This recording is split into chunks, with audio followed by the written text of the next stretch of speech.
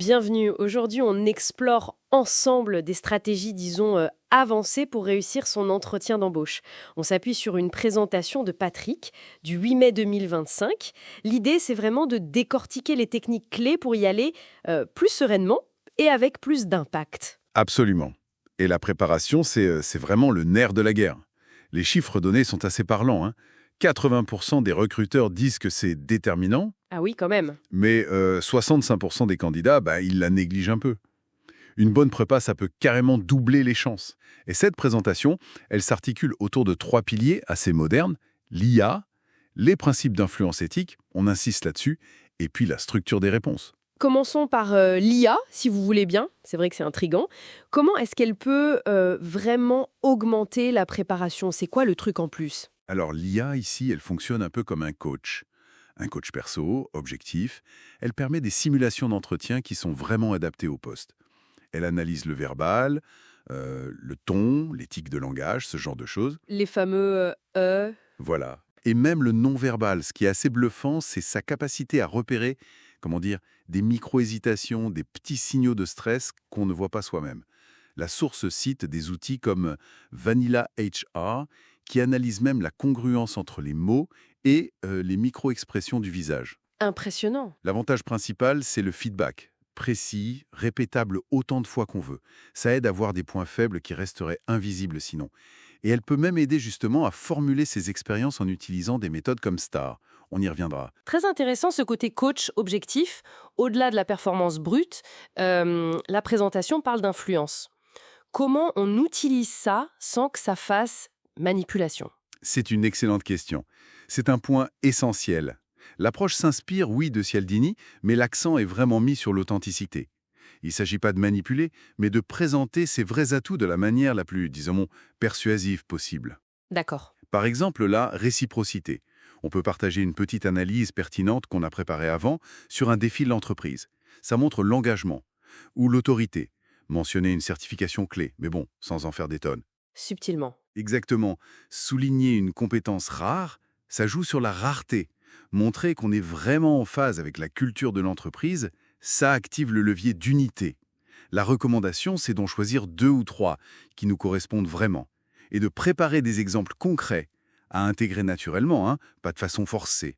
D'accord, donc l'idée c'est de mieux se vendre, si on peut dire, mais sur des bases solides, réelles. Et pour structurer ces exemples, la présentation met en avant STAR et SCAR. C'est ça, hein? C'est tout à fait ça. STAR, situation, tâche, action, résultat. C'est parfait pour décrire un succès passé. C'est factuel, c'est clair. Et SCAR, situation, challenge, action, résultat. Ça, c'est particulièrement bon pour montrer comment on a surmonté une difficulté. Ça transforme une réponse un peu plate en une mini-histoire qui a de l'impact. Et il y a un exemple SCAR dans la présentation, je crois? Oui, celui du bug critique chez Tech Solutions, juste avant une livraison importante. Le candidat explique bien la situation, le contexte, puis le challenge. Le bug, bien sûr, mais aussi un membre clé de l'équipe absent. Ah oui, le coup classique. Voilà. Ensuite, l'action. Comment ils ont géré ça, la réunion de crise, la répartition des tâches. Et enfin, le résultat. Chiffré si possible. Problème résolu en 10 jours, livraison avec peu de retard, et même un nouveau protocole mis en place suite à ça. C'est beaucoup plus parlant, effectivement. Carrément. Le conseil, c'est de préparer, disons, 5 à 10 histoires comme ça. Variées, quantifiables, et les raconter de manière concise. 2-3 minutes, pas plus. Très clair. Et quid de la communication non verbale? On entend parfois des chiffres un peu fous sur son importance. Oui, la source mentionne ce chiffre de 93% pour l'impact combiné du langage corporel et du ton de la voix. Bon, l'origine exacte de ce chiffre est parfois discutée, mais Mais l'idée reste importante. l'idée fondamentale est là, oui. La manière dont on dit les choses, ça compte énormément. Il faut donc travailler sa posture droite, ouverte, son regard, contact visuel régulier. Autour de 70% du temps, c'est pas mal. La gestuelle doit être naturelle, pas trop, hein, agitée. Et aussi le débit de parole, la clarté. S'entraîner devant un miroir ou en vidéo, ou même avec l'IA dont on parlait, ça aide. D'accord. Et puis, il faut aussi être attentif aux signaux que renvoie le recruteur pour pouvoir s'ajuster un peu en direct. Savoir lire la salle, en quelque sorte. La présentation parle aussi d'un point qui fait souvent peur, gérer les objections. Comment on fait face à ça? Alors là, elle propose une méthode assez structurée, en 4 temps. Prenons un exemple. On vous reproche un manque d'expérience sur un point précis. D'abord, on valide la préoccupation. Quelque chose comme « Je comprends que vous vous interrogiez sur mon expérience directe en X ». Ça montre qu'on écoute. Ok. Ensuite, on répond factuellement sans se dévaloriser. Puis on pivote vers un avantage. Par exemple, justement, ce parcours un peu différent m'a permis de développer une forte capacité d'adaptation et peut-être une vision neuve sur Y. Malin. Et enfin, on illustre avec un exemple concret. Idéalement, un exemple star Oscar qui prouve cette capacité d'adaptation ou cette vision neuve. Transformer une faiblesse apparente en force, en fait. Et une fois l'entretien terminé, ce n'est pas fini. Ah non, surtout pas. Les étapes après l'entretien sont cruciales. Déjà, l'email de remerciement. Personnalisé, dans les 24 heures, c'est la base. Indispensable. Ensuite, faire sa propre analyse à froid. Quelles questions m'ont posé problème? Où est-ce que j'ai un peu bafoué? C'est important pour progresser.